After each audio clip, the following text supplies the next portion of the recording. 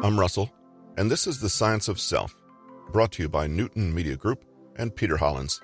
Stick around to learn how to improve your life from the inside out. Today is November 10th, 2022. In today's episode, we explore a book written by Max Gunther on strategic luck planning.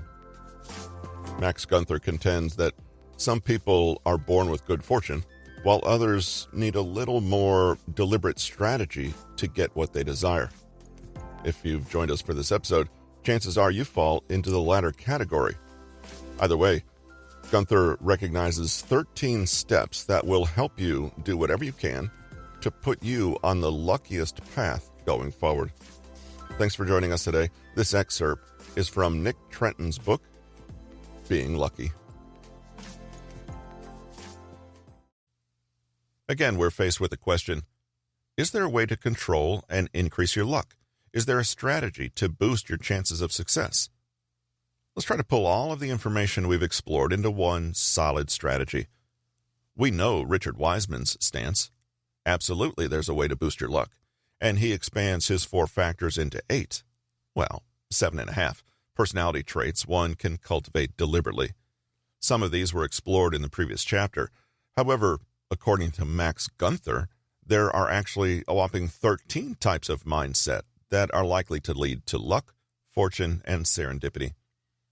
Gunther was an author and researcher who is best known for his controversial bestseller on financial risk management, The Zurich Axioms.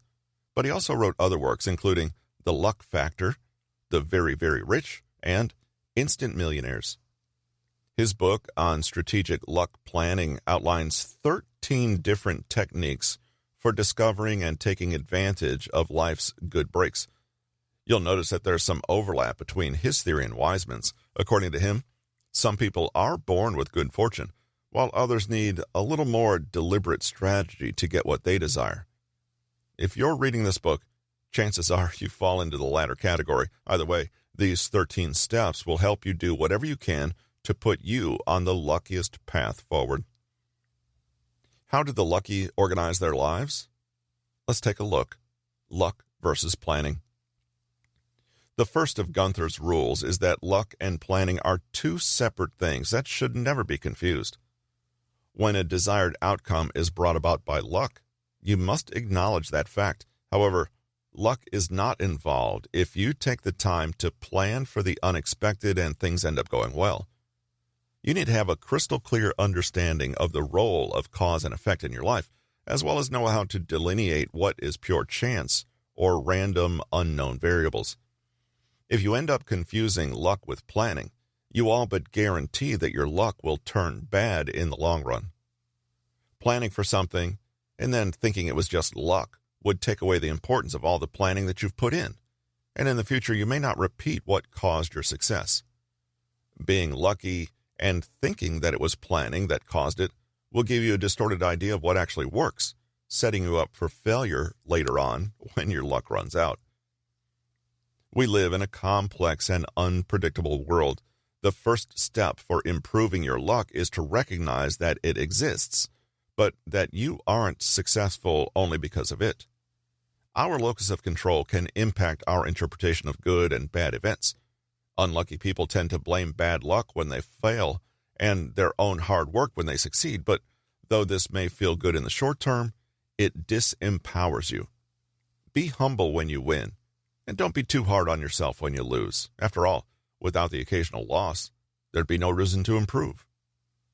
Try to take ego out of the picture entirely and simply become curious about what is happening. Learn from your mistakes, observe what unfolded, what could have been done better, and how external factors affected the outcome. If planning was why you were successful, then do it again. If it was luck, then find a way to ensure planning would have the same effect. Likewise, don't take advice from people who got lucky about how to earn success through hard work. They simply don't know. Likewise, don't discredit the good actions of yourself or others simply because the results have been disproportionately unlucky. Realize when people are taking credit where they shouldn't, and be realistic about being sold big, cheesy narratives that ultra-successful people would like you to believe.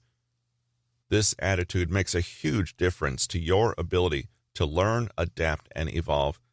Take responsibility for your fate and pay attention to the results you're getting.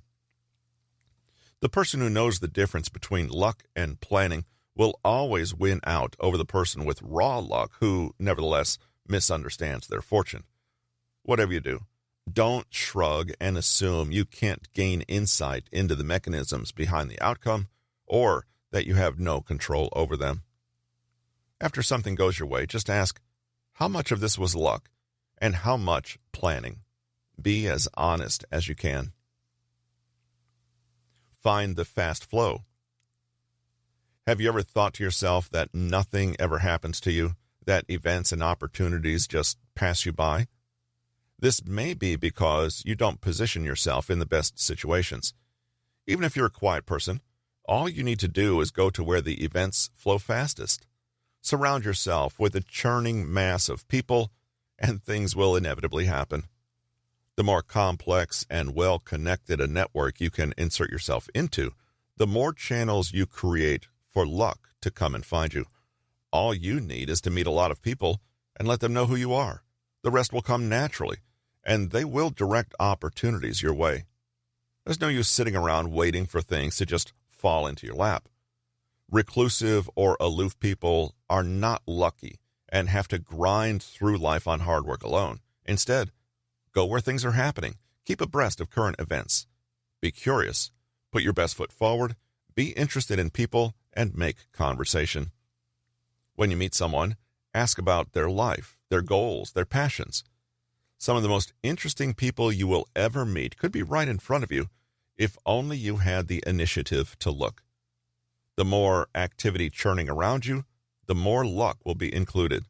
This doesn't happen if you confine yourself to your room each night. You can't court luck directly, but you can build rapport with the people around you, be sociable and friendly, make contact, charm others, and generally make sure that you're not on the sidelines of life, but an active player. Make sure that you're on people's minds, or they'll forget about you, and nothing will get sent your way. In the context of luck, isolation really is a dead end. Take calculated risks.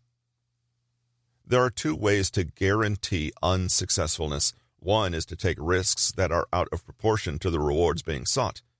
For example, putting all your money toward an investment that you haven't properly researched is a recipe for disaster, because even though the reward might be large, the chances of failure outweigh this reward. The other way to ensure a lack of success and a lack of luck is to not take any risks at all, even when a perfect opportunity presents itself, like not wanting to talk to someone attractive even though you've been assured by 3 separate people that they like you. Think of it as extreme risk aversion. Lucky people avoid both extremes. Unlucky people tend to let fear or over-analysis undermine them and pull them out of the flow of the moment. This usually means they end up hesitating when they need to take a risk, or occasionally acting on misguided impulse and going too far to the other extreme, and then regretting it. You need to play to win, but that doesn't mean you have to gamble recklessly. Rather, commit to sticking your neck out in a calculated way. Good luck is all about getting a favorable outcome from an uncertain situation. The best way to do this is to take measured risks that are supported by the evidence and data, anticipating the possible disasters and knowing how to deal with them. But don't get trapped in analyzing mode. At some point, you have to just act and be willing to face the consequences, good or bad. To truly succeed, you need to understand the difference between foolish and calculated risks and know that some risk-taking is infinitely better than none at all. You can't sit on the sidelines and expect to be successful, but you can't leap at every opportunity that's shiny. No risk is as bad as excessive risk. You must walk a thin line, which can only be ascertained through experience, practice, and failure. Don't merely copy the risks other people have taken. Do your own research and have faith in your own assessments. At the very least, understand that failing after taking a risk is not really the end of the world. there's that growth mindset again. Cut your losses. This point is all about something that affects us all: greed. Say you're on a lucky streak and things just keep going your way. We have the tendency to believe that this will continue, but unfortunately, this will never be the case. You can call this arrogance, the gambler's fallacy, or a simple lack of foresight. You've probably heard the expression, "Don't push your luck," and there's wisdom in that, if you know when to call it a day. Knowing when to cut your losses and walk away is an important part of the road to success. You need to always assume that a run of luck is going to be short and never try to ride a run to its peak. Your optimal stopping point is often a little earlier than you would like.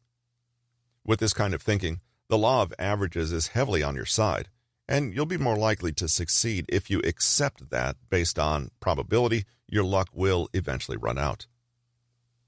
As we saw in the first point about luck versus planning, you'll be in trouble if you don't even realize you're on a lucky run and simply assume that your hard work is the cause of your success. You'll be in for a nasty surprise. Don't delude yourself into thinking that something good will last forever or that you have it all figured out. You'll end up losing everything before you know it, especially if you haven't done anything to gain insight or understanding into why you've been successful. Imagine a person who's been lucky in life to have a string of romantic partners that are catches, not realizing this lucky streak for what it is. Such a person may be less hesitant to break up and move on, in the expectation they can do even better. But once this lucky streak runs out, the person realizes the role that luck was in fact playing all along, and how difficult it will be to find another amazing person. They're like the gambler who confidently let their bet ride only to lose everything. It may be hard to accept that there was a chance that you could have won something more, but it will always be harder to accept that you ended up losing it all. You might be lucky, but you won't be lucky forever. If you throw a coin 1,000 times, chances are you'll get at least one long run where the same side comes up 9 times in a row. This is just a statistical and probabilistic feature, but in 1,000 throws, you'll also come up with many more short runs of 4 in a row. If you roll 3 in a row, how do you know if you're in a short turn or a long one? You don't. We tend to hear the stories of people who made it by pushing a run and then luckily finding out that this risk paid off. But we seldom hear about those people that did well by making the best of short runs, which are more plentiful anyway. You have more to gain cumulatively by not pushing your luck on small runs of luck than you do to lose if you gamble everything on the off chance that you're in a long run. Sure, life is not exactly like a casino game, but many of the same principles apply. Quit while you're ahead. Appreciate and enjoy a lucky streak, but don't depend on it. Certainly don't expect it to last forever. Select your luck. This is a carryover from the last point. So we know that if your luck is good, stick with it and enjoy it as much as you can. But what if your luck is bad? It's important to realize that some opportunities will never lead to great things. All investments, whether they be time, money, or love, will encounter problems. What you need to ask yourself is whether there's a likelihood that these problems will go away. Do you have some realistic hope of fixing them? If so, then stay aboard. If not, then you should get out and look for better luck elsewhere. In a sense, selecting your luck means knowing where good luck will flow, as well as knowing when to withdraw from a hopeless cause and spend your energy elsewhere. Sometimes we can be so sure of an idea, whether it's a career, relationship, business investment, or something else. Perhaps you landed a job that seemed thrilling to you, and eventually you realized there was no hope of progression in that position. Perhaps it's a new relationship that's quickly lost its sheen. Sometimes what seemed like a great idea in the beginning doesn't always work out when implemented, and that's okay. But succumbing to the sunk cost fallacy and sticking with situations we know will not have a good outcome can seriously erode our luck, for obvious reasons. The trouble can come when we're unwilling to admit that we were wrong and instead stubbornly cling to an idea that has long since outlived its usefulness. People can struggle to change their paths because it means that they weren't unlucky. The misfortune was down to them and them alone. But making mistakes is inevitable and not necessarily something that will derail your plans unless you let them. What's worse than taking a wrong turn is staying on that wrong path with no hope of survival, getting further and further from where you want to be. Here, lucky people differ from unlucky ones in that they can be more pessimistic when they need to be. It takes a certain kind of cold realism to acknowledge that a certain course has no future and then quickly cut ties before it's too late. But people who do this free themselves up for better choices and opportunities immediately afterwards. They don't get trapped throwing time, money, energy, or hopes down a black hole that will never give them anything back. Take the Zig Zag Path. Despite what many people think, and what many of us are actually told, the path to success is rarely a straight line. Even the most well-thought-out plan doesn't always work, and keeping to the same path may lead you nowhere. As we've seen, lucky people do not have trouble deviating from their course. It's not that they intend to deviate, but they're simply open to the deviation and seize opportunity when it comes, because it might be a better path overall. They do not have a misplaced sense of loyalty to the path they're already on. They have no qualms about not having a neat, pretty narrative of how they got from A to B. Plans work best when they're used as a guide, and if something better comes along, the plan should be discarded immediately and without regret. It's not uncommon to have a set goal in mind, perhaps a career that you've always dreamt of, and begin to realize the job you have might not be the best to get you there. When guiding a 4x4 on sandy terrain, drivers are told to loosen their grip on the steering wheel and resist steering against the minor turns to the left and right the car makes as it winds through ripples and bumps in the sand. Instead, they're told to keep the car in roughly the right direction, but to try not to correct any side-to-side movement or risk getting stuck. Life can be a little like that. We don't need to white-knuckle our way through things. Instead, we can see what's working and follow that without too much forceful control. Ultimately, this gets us where we need to go more quickly and with less effort. Change can be difficult, but sometimes it can lead to the best outcome. Try a different job. Accept opportunities with arms wide open. Exploit a newly discovered talent. Take advantage of serendipity, and if these things don't work out, then find something else. Relax your grip a little on how you achieve the outcome. It's impossible to predict what will happen in the future, so don't take long-term plans seriously. They can act as a guide, but unforeseen opportunities are the ones that will really get you places. Nobody has ever had an easy path to success, and you should always be prepared and willing to veer off your chosen course.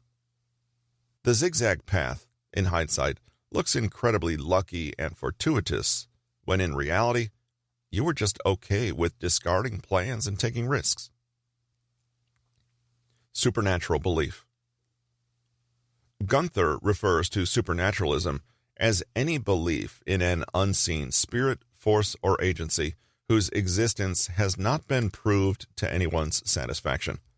But how can this belief help you? It's not because it makes you luckier, but because it helps you make impossible choices. Sometimes there's no rational choice to make, but the worst reaction is to do nothing. A supernatural belief can help people get into a potentially winning position by helping them make choices. For example, lucky numbers and omens may not be proven, but they can help you take a quick leap of faith into a decision that you may not have been able to make otherwise. Use superstition and be irrational when things are in your favor, and be rational when they aren't. Who cares if the planets truly did align or if it was just in your mind, as long as it gives you the confidence to take action? This is related to taking a zigzag path in that Deviating from what is planned or conventional, or even realistic, is sometimes the best course of action for luck. Be a bit pessimistic. According to this theory, lucky people, as a breed, tend to be more pessimistic than unlucky people, if we're careful with how we define pessimism. Optimism means expecting the best, but good luck involves knowing how you'll handle the worst. As discussed earlier, good luck often means taking risks, but it doesn't mean being foolish about it. To avoid bad luck, you need to know how to handle the worst-case scenario, and you can only do that if you've actually considered what that scenario is. Lucky people, therefore, don't necessarily see a glass as half empty, but they do think about how to handle it if it were indeed half empty. In essence, lucky people hope for the best, but are prepared for the worst. Think about what is the worst that could happen in any situation, and then come up with a solution to protect yourself from these outcomes. Written agreements, budget plans, or getting insurance are examples of how you have to protect yourself from the worst. Lucky people plan ahead and are accountable. They take action to protect themselves and then don't dwell on it. They cross their T's and dot their I's to set themselves up for luck and success as best they can. But make sure you don't let your pessimism keep you from trying or cause you to give up. Use your pessimism to your advantage, but don't let it hold you back. Shut up. When given the opportunity, we can often talk ourselves into a variety of situations that are not what we want. Talk can tie you up and lock you into positions that may seem right today but may be wrong tomorrow. When there's no good reason to say something, say nothing. Any opinion has the ability to polarize people, and you never know whom you're going to polarize. Lucky people are careful of what they say and to whom they say it. They don't take strong positions on controversial topics if they can avoid it. Talk has a way of spreading like wildfire, especially if it wasn't the intention.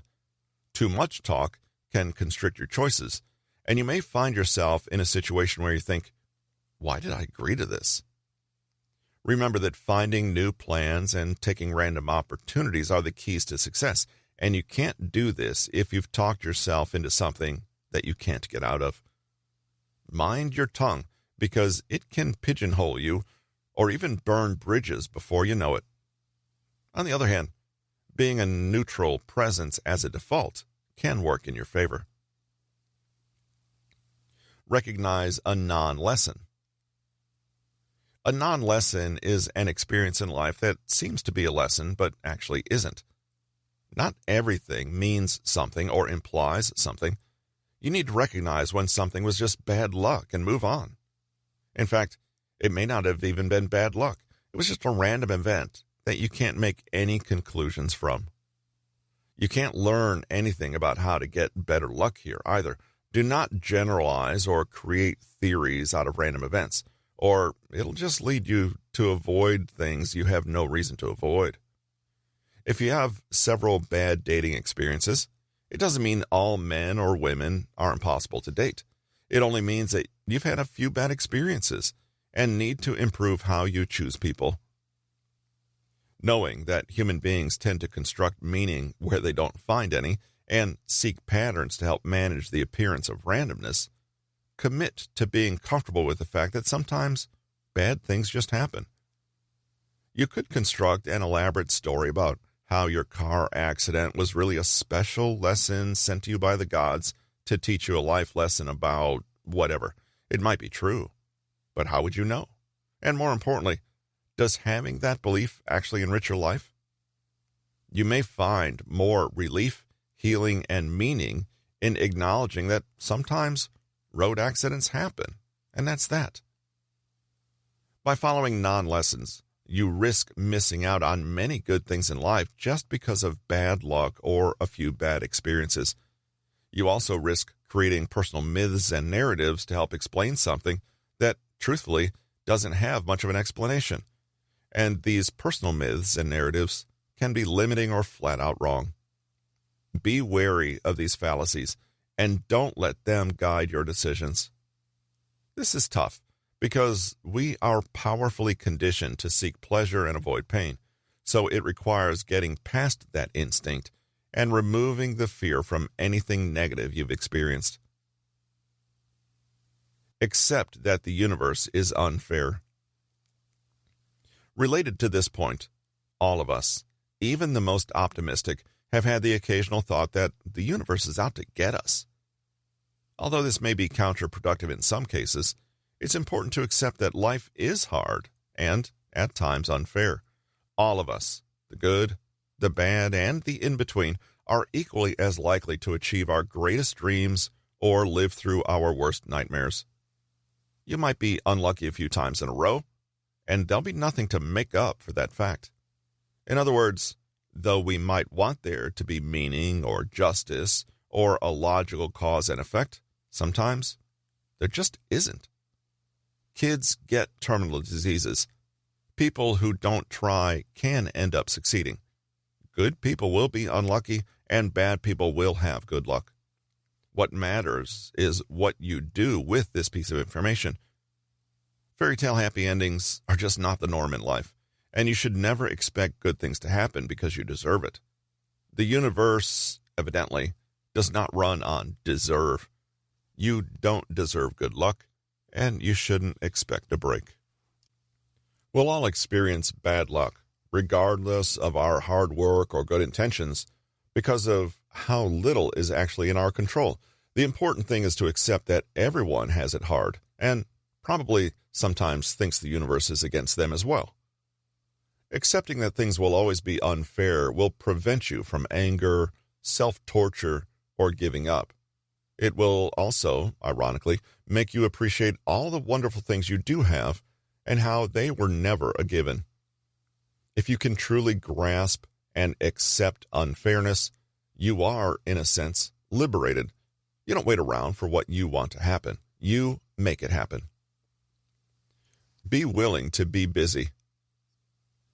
Have you ever noticed that people with the most opportunities are those who seem to be the busiest? This is because the more activities you have going on, the greater the likelihood that an opening could present itself. Juggle as many ventures as you can. Take up new hobbies. Join new classes. One of them could be the gateway to your lucky break. Avoid idleness. This will lead you nowhere. How can you expect to succeed if you wait for the opportunities to come to you when you can just as easily go out and search for them yourself? Follow your curiosity and let it guide you. Engage in projects you like and keep trying until you get your lucky break. Remember, in Gunther's view, luck clearly is not a blessing sent from above. It's the product of hard work and time spent. If you're busy, eventually you'll run into something that you'd deem lucky. Find a destiny partner. A destiny partner is someone who changes your luck over a period of time. This is not necessarily a romantic partner and is usually someone just found by blind luck, though it can help if you're actively looking. Maybe it's someone you talk your ideas through that inspires you to do better things. Maybe it's someone who always seems to lead good opportunities your way. There are people who can change the course of your life and the nature of your luck, and you can often do the same to them. Destiny pairs can cause an explosion of good luck when they work together. Some people are just naturally average by themselves, able to achieve but struggling to do so. Sometimes all it takes to become incredible is the company of the right partner. This person can be a spouse, business partner, colleague, or friend. Meeting them happens by chance, so pay attention to your gut. Your destiny pair will elicit a quick, strong, and positive reaction, and good things will begin to unfurl. Each of Gunther's 13 steps has the potential to change your life if you genuinely work to put them into practice. A lot of the time, luck is out of your hands.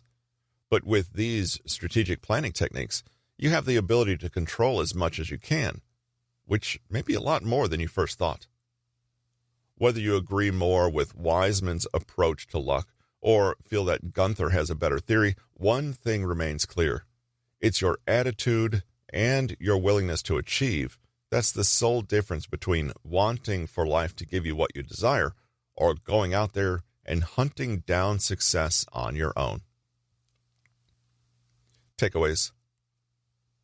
According to author Max Gunther, there are 13 attitudes, traits, and habits that set lucky people apart from unlucky ones. Lucky people clearly understand the difference between luck and planning and never confuse them. They repeat hard work that gets results and are grateful for luck when it happens, knowing they weren't responsible. Lucky people find the fast flow of people and information and position themselves within it, being extroverted and sociable and building connections with others to maximize possible channels for luck. Lucky people take appropriate risks, neither overextending themselves nor being too hesitant. They allow data and research to guide them. When something isn't working, know when to cut your losses and move on. Quit while you're ahead rather than risk losing it all on a bet that your luck will continue. On a related note, select your luck by cutting ties with any course that is 100% not going anywhere rather than wasting more time and effort on it. The path to success is usually a zigzag and not a straight line, so relax and become curious about the most optimal, even if unexpected path from A to B. Superstitions can help you make decisions in impossible situations since they encourage you to act rather than freeze with indecisiveness. A little irrationality won't hurt if it ultimately gets you to do the right thing. Pessimism can be a useful thing if it helps you to protect yourself and plan for when things go well. Lucky people plan for the worst, but expect the best. Gunther also believes that lucky people don't narrow their possibilities by talking indiscriminately about controversial or divisive topics. It makes sense if you're trying to connect optimally with people. Recognize a non-lesson, which is just bad luck but doesn't mean anything. Don't twist yourself into knots trying to understand it. Likewise, accept that you are owed nothing and that none of us deserves luck or a charmed life. Avoid idleness and stay busy to increase your exposure to lucky new opportunities. Finally, partner up with people that seem to improve your luck or pass opportunities your way.